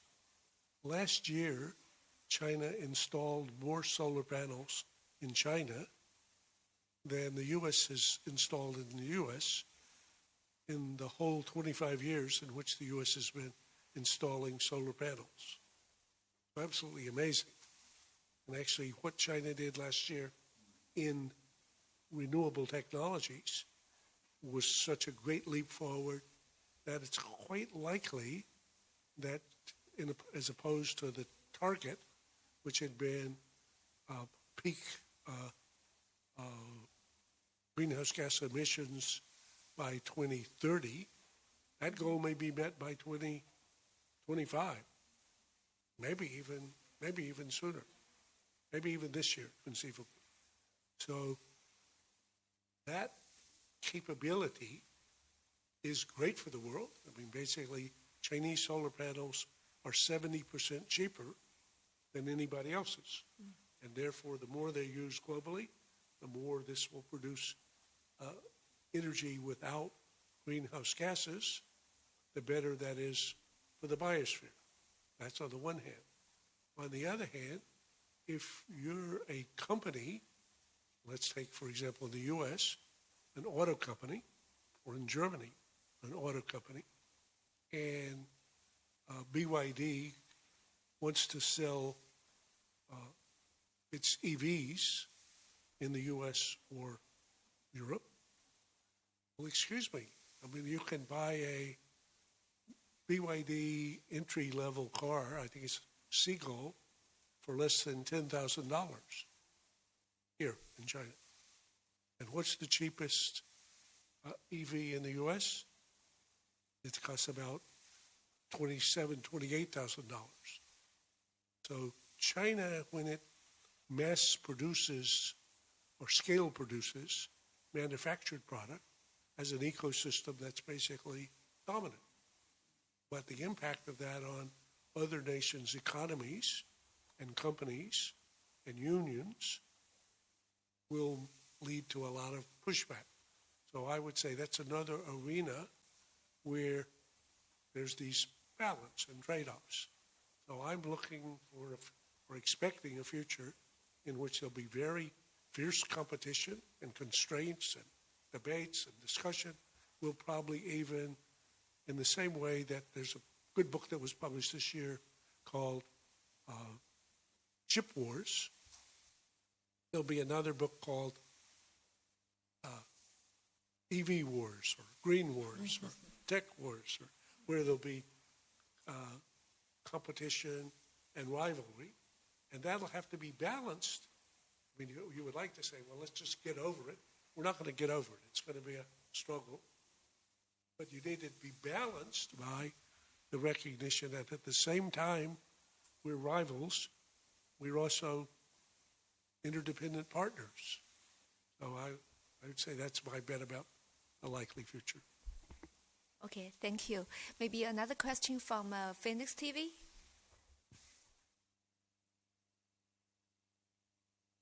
Thank you, Professor Allison. My name is Emily from Phoenix TV.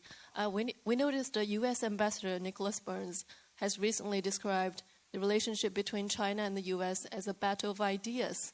But we also know the U.S. scholar Mearsheimer has long warned these kind of ideological claims is a great illusion of the U.S. So I'm just wondering, what do you think?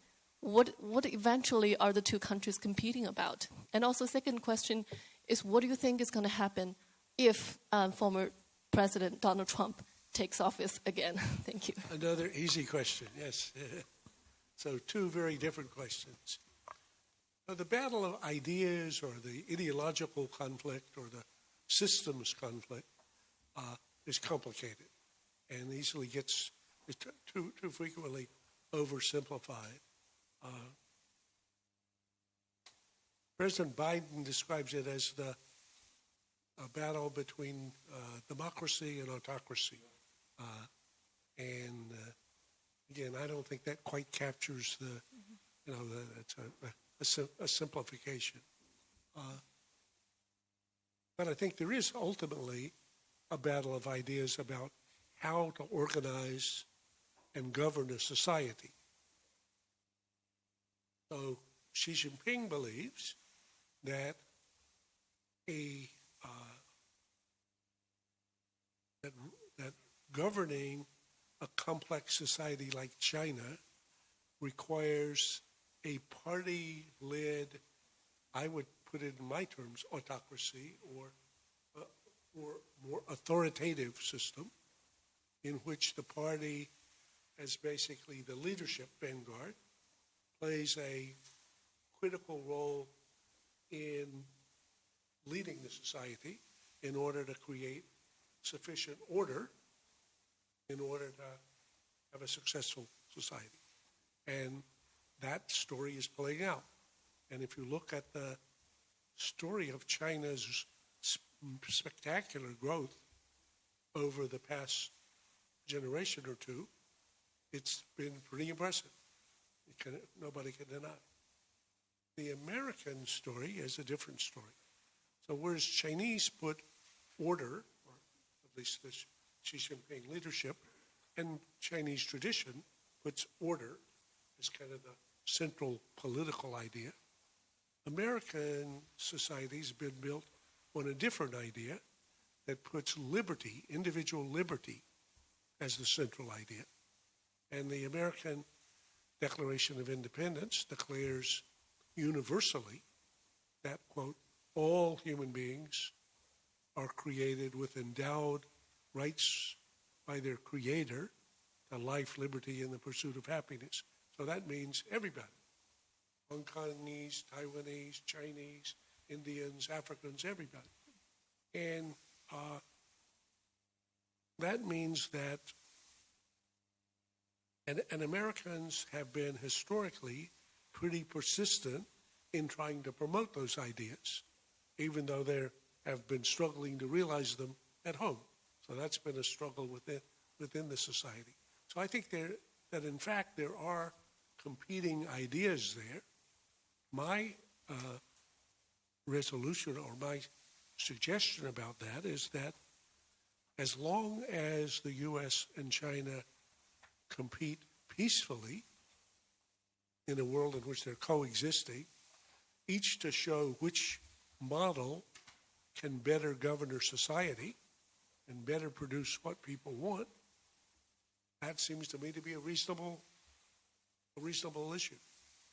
And whether, given the complexities of the 21st century, and the absolute overload of information and misinformation with social technologies and all the various media, whether a society like the U.S. can actually remain unified or ends up becoming so sharply divided, or can function successfully as opposed to being dysfunctional, which our government has certainly been recently, or, on the other hand, whether the Chinese system falls victim to the traditional weaknesses and failures of an autocracy because it becomes more insecure, becomes more controlling, it becomes more cautious, and therefore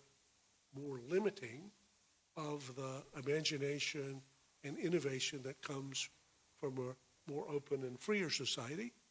We'll see. So my suggestion about this has always been we should let the experiment play out. In 10 years, 20 years, 50 years, it may turn out that everybody agrees to be governed, it needs to be more like this. And it may be that 50 years from now, or 20, everybody agrees it needs to be more like that. So I'm sorry, that's not a very concise answer, but that's my, on Trump, another big wild card. So for most of you, you probably are having trouble believing that Donald Trump would be the nominee for the Republican Party for election in 2024. Certainly most Americans have been very slow to wake up to the fact. Henry mentioned that we were all at Davos, both Davos and Munich. And the elephant in the room was this idea that, wait a minute, is Trump real? Could this be happening? Is this America? What the hell is going on? Okay, was basically the question over and over. And I would say, yes, it's real. Trump will be the Republican nominee. If the election were held today, it's essentially a toss-up. He's actually slightly ahead in most of the swing states. So if he should return to office, then I think this will be a very different relationship. And I think we saw the first installment of that in his first term. But in the first term, you had a president who hadn't really figured out how government worked, and had in the government many people who came from who were traditional American foreign policy types, like, say, Jim Mattis, the Secretary of Defense, whom Trump found frustrated him because he would want something to happen, but since Trump hadn't figured out how to cause it to happen, the system resisted him. I think this time he would be likely to have lieutenants that would be more loyal and would be able to do more of the things that he intended to do. And so I would say, again, if Thucydides were watching, he would say that stay tuned, yes. Any other questions from media? Yes, please. You can introduce which media you're from. Thank you, Professor Allison. I'm from the Beijing News. I have a question also about the U.S. elections. So what's your anticipation for the relations between China and the United States in the year of 2024? As we all know that the relations tend to be much more fragile in the election year than other normal years. And you just share your view on what would happen if former President Donald Trump was re-elected. So what would happen if President Biden was re-elected? Would there be some more positive policies toward China since he's already have 4 years in office? Thank you. Very good questions. Thank you. So that gives me actually an opportunity to say something that I wanted to say. So let me be precise here. Though I've said to several people already, I want to apologize as an American for what you're likely to see in the year ahead. The U.S. has entered what Americans call our silly season, in which case the hyperbole that's so common in political discourse already becomes so extreme that the connection between what comes out of politicians' mouths and reality is almost disconnected. And unfortunately, that's true for both candidates or both campaigns. In the case of this 2024 campaign, one thing almost everybody can agree on is bashing China. So you're going to hear lots of terrible, nasty things said about China by the two candidates and by candidates for the Senate and by candidates for Congress. So you can hardly get in trouble in the U.S. for saying something nasty about China. The people seem to compete to see who can be tougher on China than the other guy. And what I say to Chinese colleagues in the government and outside, especially for people in the press, you have to remember Americans are strange, and American campaigns are unusual. So Americans are people that engage in American football games in which two people who know each other well on opposite teams play for 60 minutes trying to crush the other person violently. And then at the end of the game, put their arms around each other and go have a beer.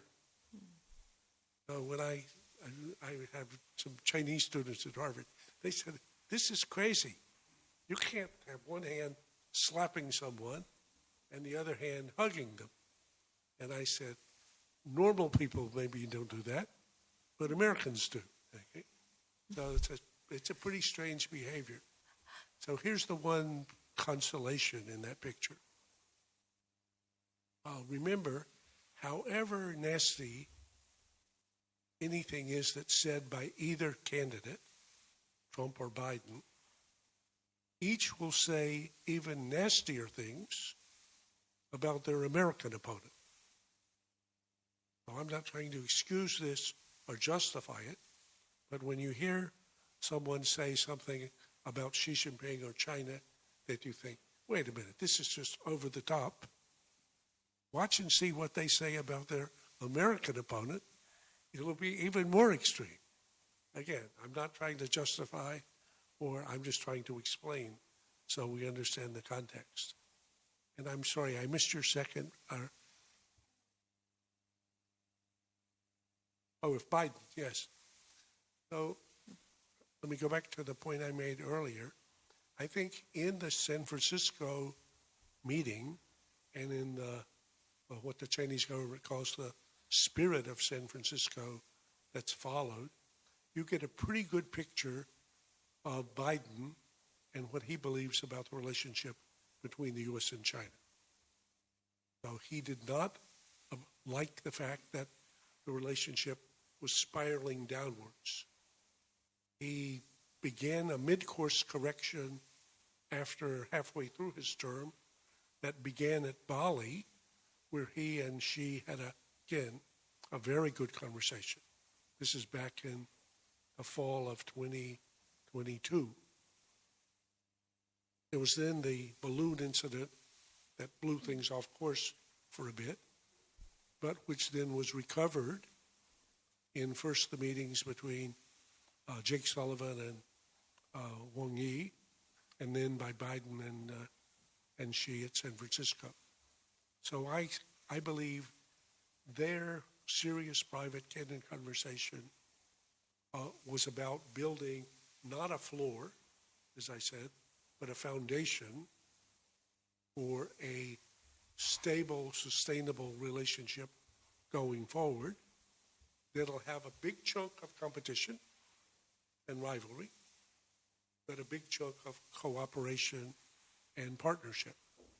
And I think they're each both struggling, and their governments are struggling to find ways to articulate that, which is another reason why, as Henry and I were talking earlier, I think this is an opportunity for people in the analytic community, both in China and in the U.S., to try to help appreciate that the reality does really require that both of these things are going to be happening at the same time. It's going to be very uncomfortable. It's going to be messy, but it's still, Wu and Yue got to the shore, okay? If you're in me and I'm in you, I don't want to commit suicide. You don't want to commit suicide. So we're probably going to find a way to coexist. Okay, I believe there are a lot of questions will be raised, but time is limited. Let me take the last question, please, from media. from media. Yeah. Maybe, yes, please. Yes, sir. Introduce yourself firstly. Professor, and I'm Henry from Phoenix New Media and colleague of Emily. So I also go to Munich Security Conference this year, and I'm very interested in Professor's climate might, mutual assured destruction. I think it's a good concept, and it's popular maybe in part of elites, in the policymakers. But maybe I think the populists, especially the climate skeptics like Donald Trump, they would not buy it. So how to turn a wonderful concept into actions? Thank you. Well, thank you. I mean, I think first it'll help to have both in the analytic community and in the press discussion of what means climate mad. Most people don't quite get it. I think now, today, most people agree climate is a serious threat. Most people agree we need to take major actions to deal with greenhouse gas emissions. But most people still haven't quite got to the point that John Kennedy got to after the Cuban Missile Crisis, to say, wait a minute, we live on a very small planet. Here's this little teeny planet, and it's in an enclosed biosphere. And it's just a physical fact that my greenhouse gas emissions and yours go into the same biosphere. Doesn't really make much difference which one of us emitted the greenhouse gases. The impact is the same on both of us. And either of us could, on the previous trajectory, make the whole thing uninhabitable for both of us. Well, that would be crazy. So that's pretty powerful motivation. And I think actually the governments recognizing that motivation, and China dramatically, have now taken seriously advancing the technologies that will allow human beings to meet their energy demands, which they're going to meet it one way or the other, by renewable alternatives that don't have such climate consequences. So I think this is an area in which it's not, I mean, I think there's general public recognition, but where one could make more intelligible what the potential risks are and why, as I say frequently, China made a great leap forward for mankind in advancing green technologies at prices that could be affordable globally, that will allow people to meet energy demands without or with fewer greenhouse gas emissions. And I would say the same thing in the U.S. So from the U.S. side, Biden certainly gets the idea, and a substantial part of what his Inflation Reduction Act is about is setting very ambitious targets for greenhouse gas emissions, and then trying to develop the technologies or try to deploy the technologies that'll make this possible. So that's the good news side of it. But as we go back to the earlier question, the bad news side is that each will care about whether China makes the technology advances or the U.S. does. Well, if it's made and both of us can use it, that's great. So I always say to people, suppose a vaccine or a medicine was invented in China that would help my wife who had a disease, recover. Would I care? I would give thanks for whoever did it. So those are advances for mankind, but at the same time they have distributional consequences about which we will end up struggling. I think, again, it's a great example where if my survival requires, well, that's pretty compelling. And that should constrain unreasonable competitive instincts. But I think the balance will be the challenge for leadership. And I think in in Biden and Xi Jinping. We have leaders that understand that. Okay, thank you. Thank you very much, Professor Allison. I think it's a fantastic and wonderful and provoking occasion from your ideas and this new book. And everyone with the sheet, just Graham gave us the U.S.-China incentives to cooperate. I feel all of those, yes. Yeah, a lot of answers. I think we need a longer list for that cooperation, shorter list for competition. So thank you all.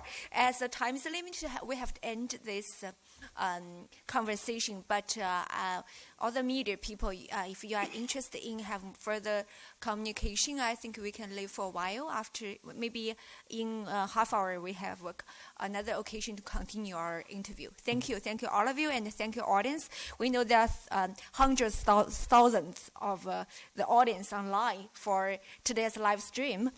It's a wonderful event, I think, today, and a very important occasion, I think, for the remarkable history for the future. It's a future-driven event, I think. Thank you, your great opinion, Professor. Thank you, all the participants. Thank you, Dr. Wang, and the CCG team, and our partner from the presses, and from Springer Nature and the CITIC Press. Thank you all.